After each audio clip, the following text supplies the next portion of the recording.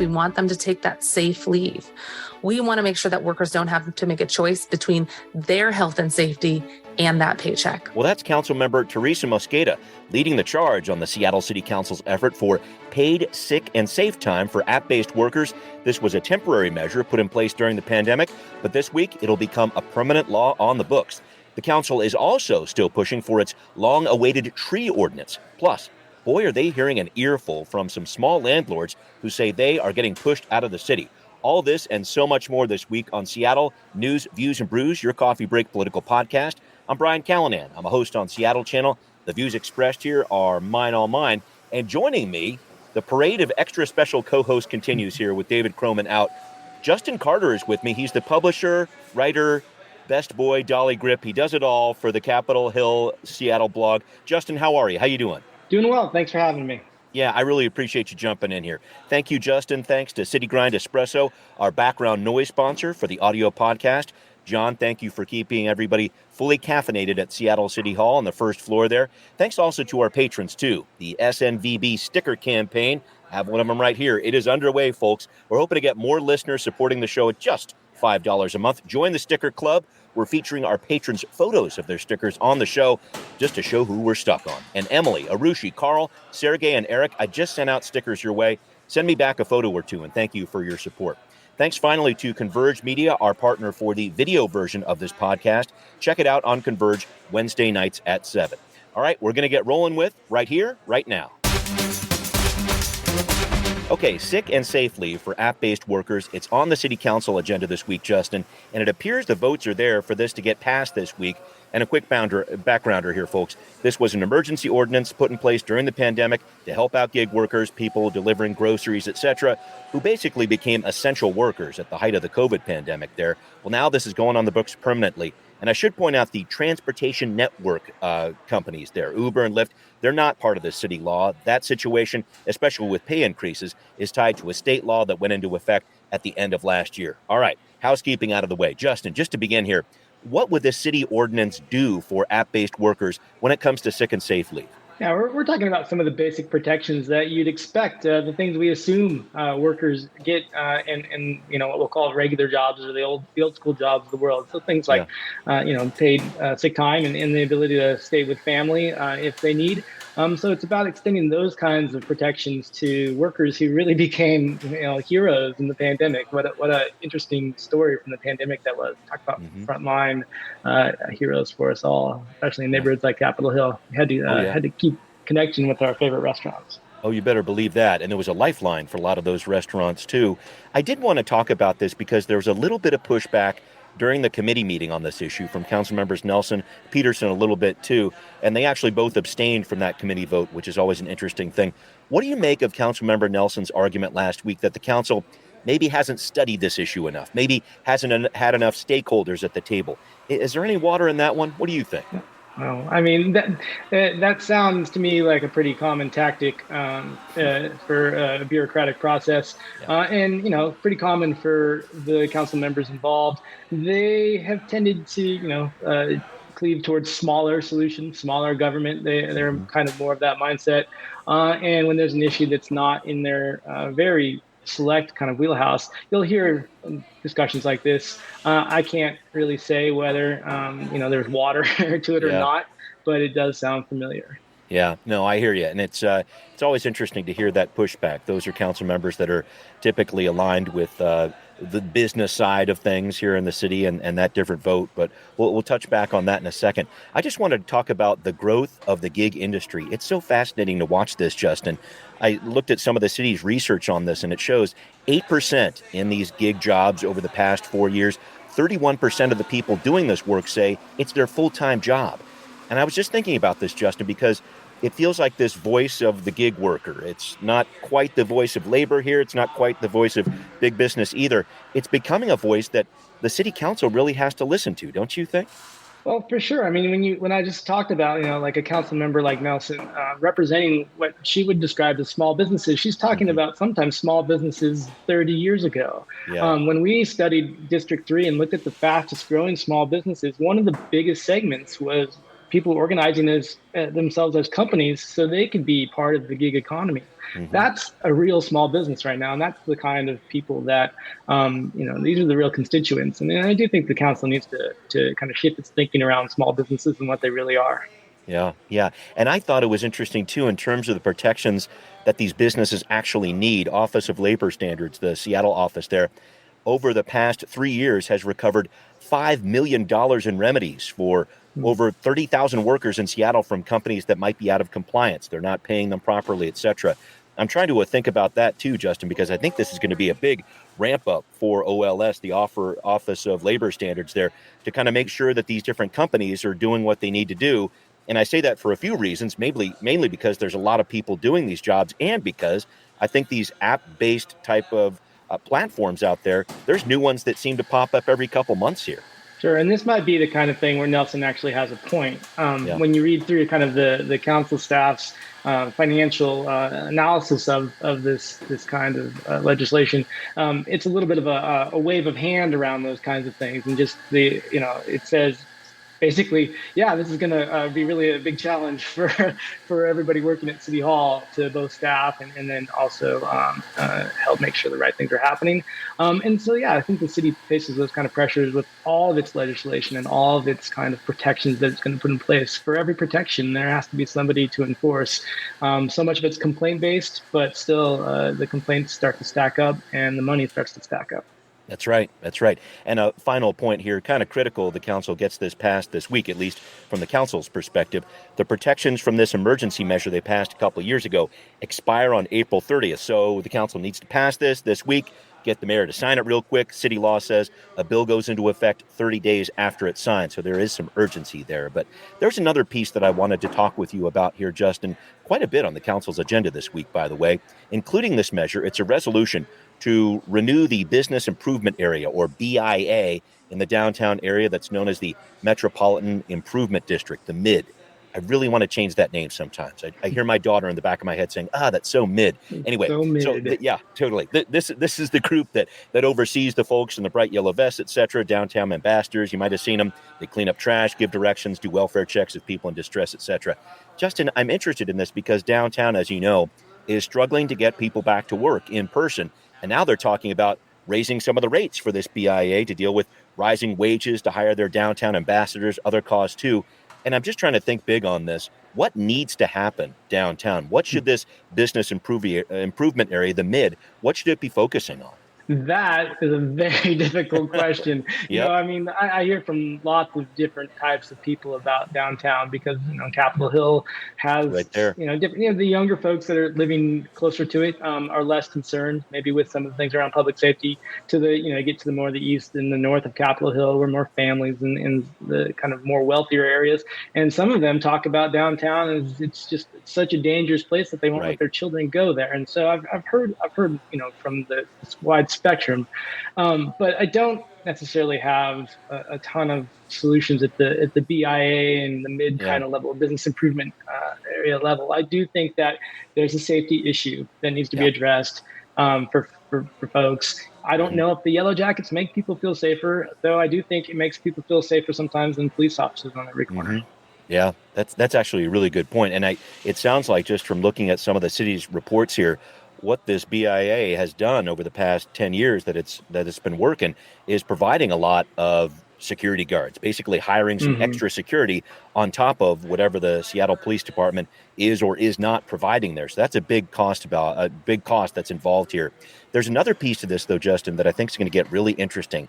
They're talking about expanding the MID's borders here. It's part of the resolution from the council here, too. So right now, the MID goes to about King Street and Pioneer Square, but the city, with a big push from the Downtown Seattle Association, wants to move that border a little further south to include Lumen Field and T-Mobile on First Avenue, so down to about Royal Brougham there. I think this is a big deal because businesses in the MID have to pay into it based on their property value. And I'm just wondering, Justin, do you foresee some pushback from the business community about this? Some big businesses there with both of the stadiums involved. Yeah, and not knowing the individual businesses involved and the property owners involved, if you're telling me that there's costs involved, there's going to be pushback. I mean, we went through something up on Capitol Hill around a proposal to expand a business improvement area off of Broadway. And, I have to say, I'm not surprised very often on stuff I'm covering. It usually plays out like, oh, that's exactly what I would have thought would have happened. But that was a Yeah. situation where, you're talking about people spending money to do things that they're complaining a lot about, graffiti abatement and just helping keep the streets clean.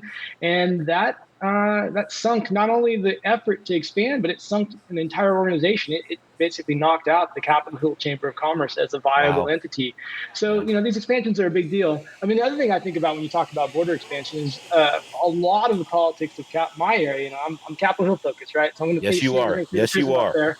But so much of the kind of structural, cultural, political leadership of Capitol Hill coming into the 2000s really was around putting a wall up almost between Capitol Hill and downtown. There was a lot of worry back then about the culture and also the kinds of businesses and even some of the crime problems kind of making their way up the hill, even though some parts of Capitol Hill were worse. Had some issues already, yeah. I think with this kind of thing, you're probably going to see also, again, renewed like, hey, where does downtown really end? And in some ways, there might be efficiencies. Maybe this is silly that we're just focusing on, these lines, and maybe these are the kind of things we really need to start talking about wider solutions.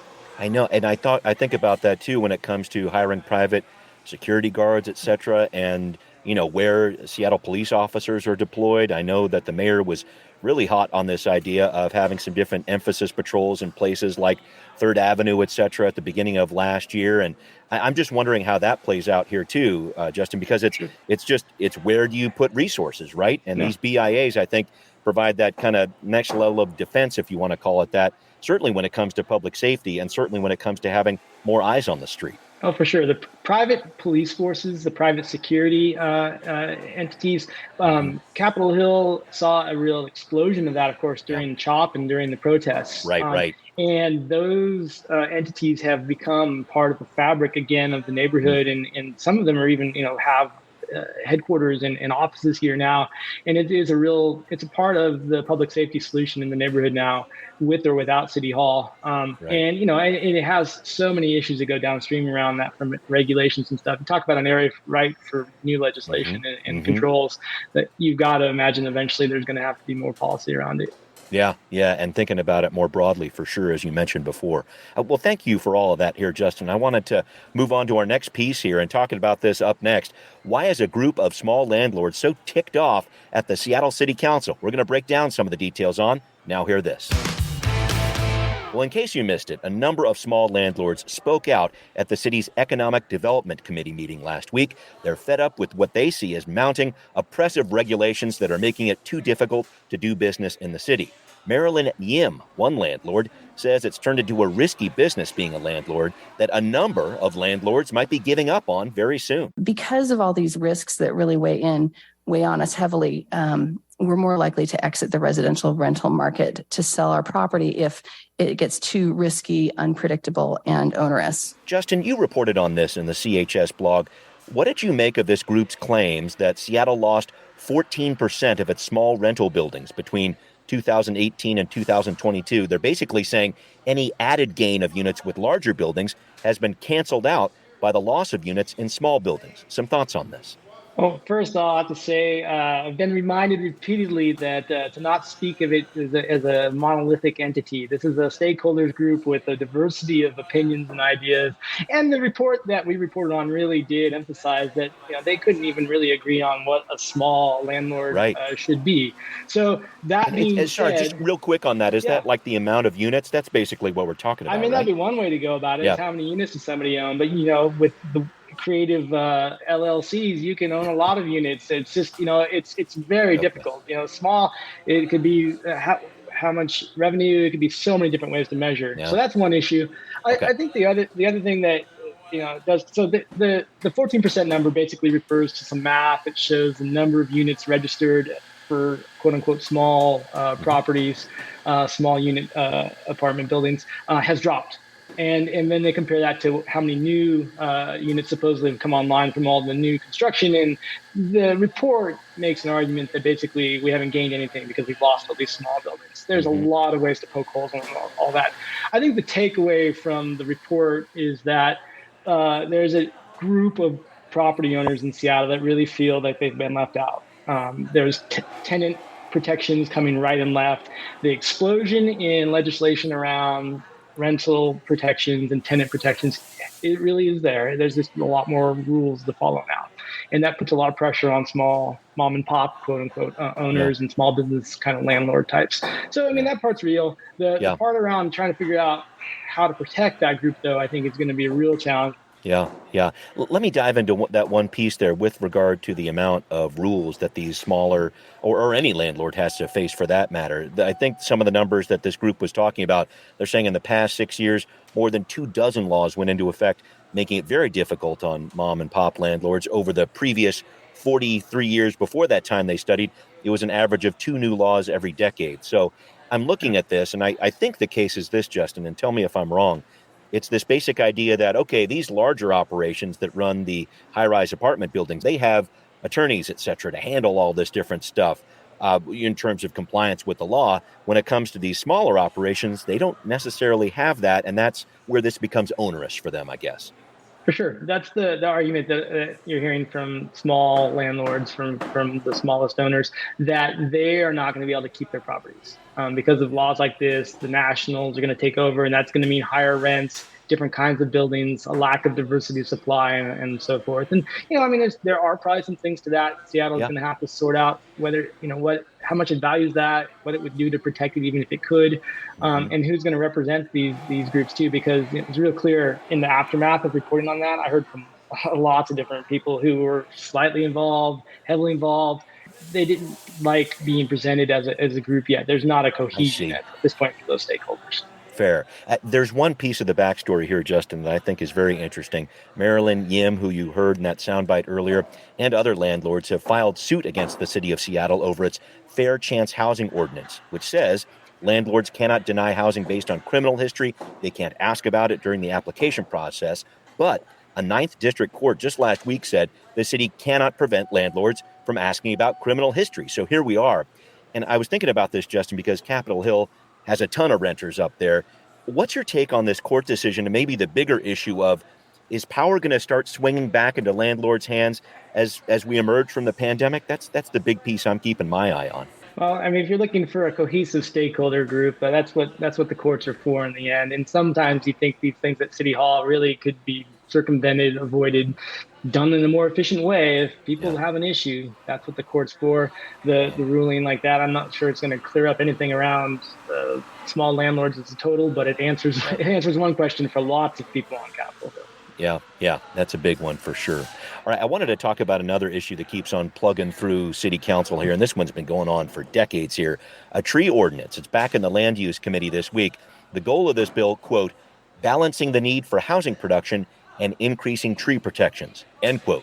Justin, a pretty massive piece of legislation, and the devil's always in the details here, but how do you look at that basic question of how the city can balance these two things, the need for trees and housing production? Some thoughts on that? Tree ordinance for some reason just feels so Seattle to me. I know we have tree protections in other cities, and I spent almost all of my adult life here, so I don't really know what the rest of the world is like. But I don't know, something about this in the lineup just feels almost like the Almost Live kind of skit.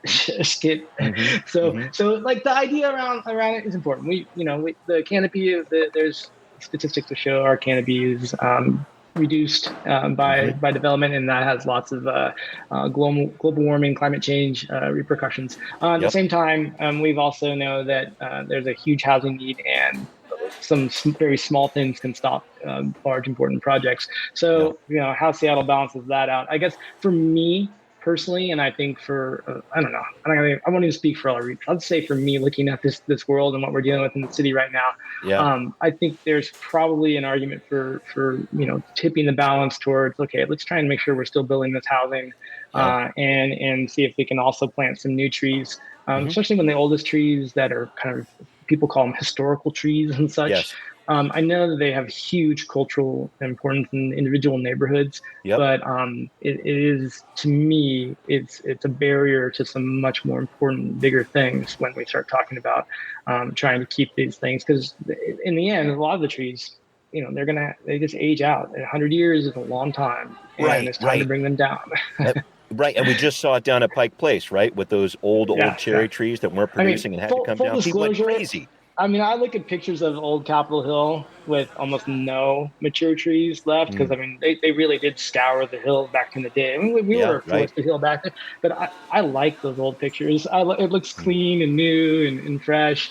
Don't tell anybody I'm anti-tree. I love trees. Trees are great, but No, I think so I really too. like those clean corners sometimes. Me too. No. And it brings something to the neighborhood. And you mentioned that tree canopy. Some of the research from the city shows that we've lost 255 acres of trees in the past 5 years.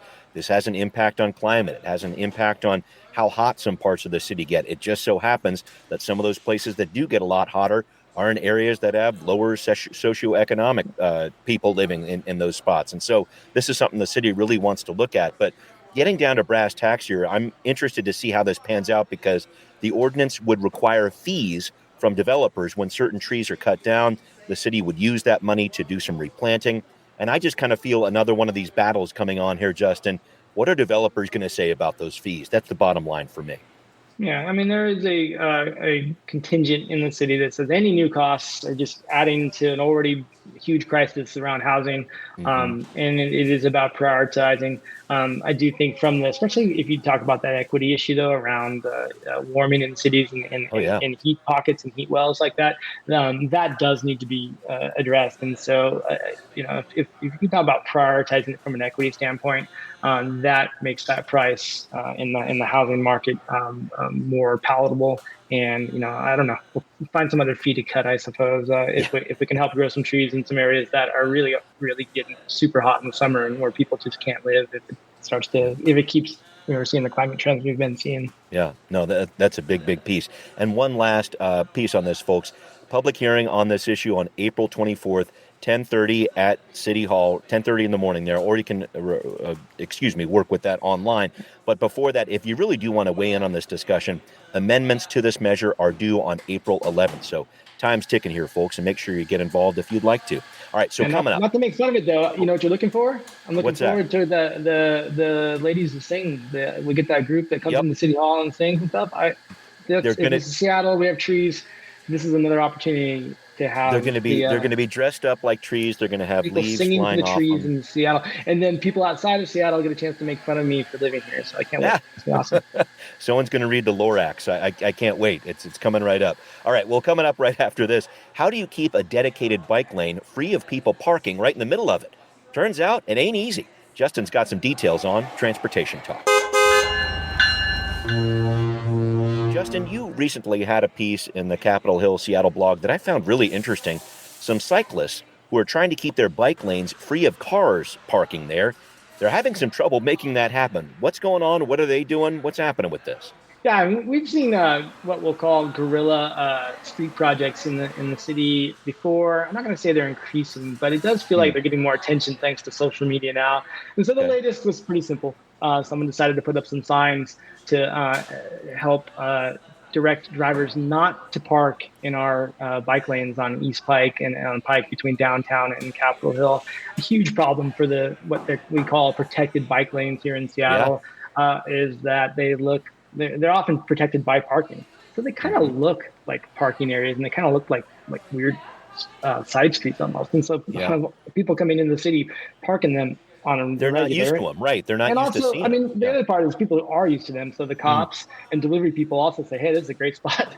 And so that's the other thing that happens too. So these signs were an attempt to do what the city or what SDOT wouldn't do, which is to put up some signage to try and help people keep out of the bikeway. Yeah. And so people were like running them over, pulling them up, or running on top of them. What was going on? The experiment lasted I think a couple of days. Wow. and so I mean, one got pulled down and disappeared, and the other one got run over, and the guy who was doing it held it up, and it looks bedraggled and smashed, and kind of representative of a good guerrilla street repair effort. It definitely was worse for wear. But the guy's vowed, and he's going to continue and keep trying to put some signs up. And SDOT even, responded and saying, yeah, we've thought about signage and education like this before, and we might do it again.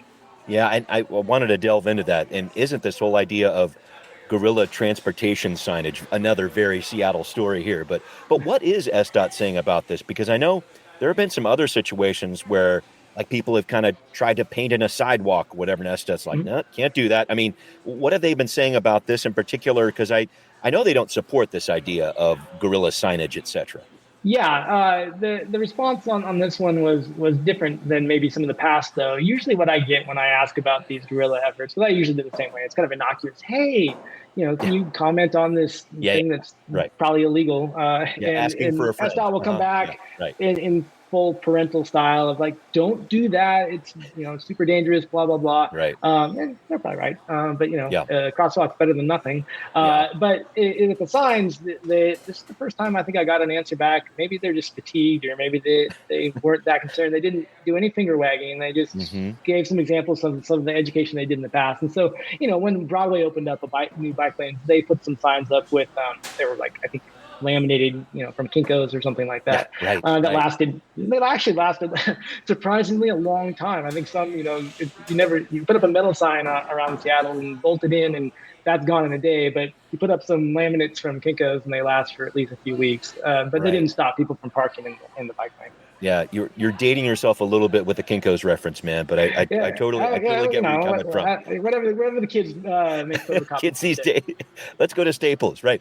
So there's a possibility of what you have to redesign the street a little bit more, maybe put in some of those concrete planter boxes or something, or what's next? I mean, you're talking about people who drive here, so you're gonna have. I mean, you've seen what people do in cars. Oh, yeah. It puts our brain in neutral, even though we're in whatever gear we're in. Right. Right. So I don't know. I think it is about design. You got to find a way to design it so it doesn't look like a good spot to park.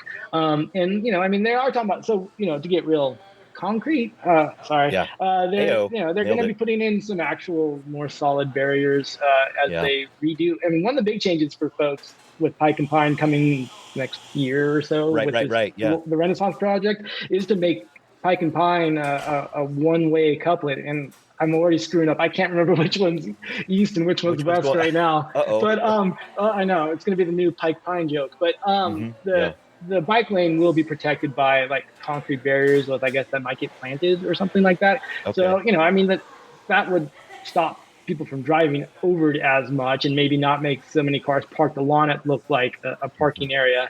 But they're going to need new signs for things we haven't thought of, like don't park on the sidewalk or something in that point, I guess. Right. That is going to be exciting to watch that play out. And I think that'll be a lot of fun. Yeah, no, I mean, you think about stuff that SDOT's talking about with Vision Zero, the possibility of, well, not even the possibility, the reality of renewing the MOVE Seattle levy next year, the biggest levy in city history. So, yeah, there's a ton going on with transportation. I appreciate all this. But, Justin, it is time to wrap up here. And I just wanted to ask you something. You crank out so much material every day on CHS. Thank you for doing that. And you've been doing this work for more than 17 years. I looked on LinkedIn. I checked for sure. I used to think that I worked hard. I used to think that I was working hard, cranking out a podcast every week. How do you do it? What keeps you motivated doing this? From the very beginning, it was about the grind, the showbiz. The real key was to try and do, I mean, in the beginning, it was not every day. But once I flipped the lever, it's very clear to me that part of news and part of this is to have a regular schedule. If it's a monthly, weekly thing, whatever. And for whatever reason, CHS is mostly daily. And that's what makes it keep moving. And so motivate sometimes literally is just that. It's that I'm supposed to put something out there. And it really does spark, I think, a good process. I think I hope news sites include grind in what they're hoping to do, because you've got to keep that schedule. People want information on a regular basis, and they want to know when to depend on you. Oh, well, I really thought you were going to say you were inspired by all the fun commentary you get on Twitter. No. Twitter's a bad habit I should probably break. But tell me about it. It is fun to talk to the people sometimes. That is true. And have them talk back. They do talk back sometimes. Well, Justin, thank you so much for doing this. I really, really appreciate it. And thanks to everybody listening to Seattle News, Views, and Brews, where you can always find out what's brewing in local politics. The podcast is on Apple, Spotify, wherever you listen. Please do find Seattle News, Views, and Brews on Patreon, too. Show your support. Thanks also for watching on Converge Media, too. We'll see you next time. Seattle News, Views, and Brews is an independent production of Callanan Media Services. Copyright 2023.